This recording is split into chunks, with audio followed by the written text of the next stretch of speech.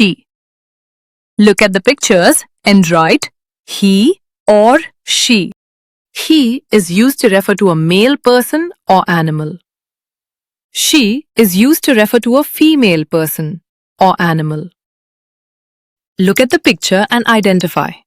Then write he or she. A girl, she. This is a picture of a male baker. He.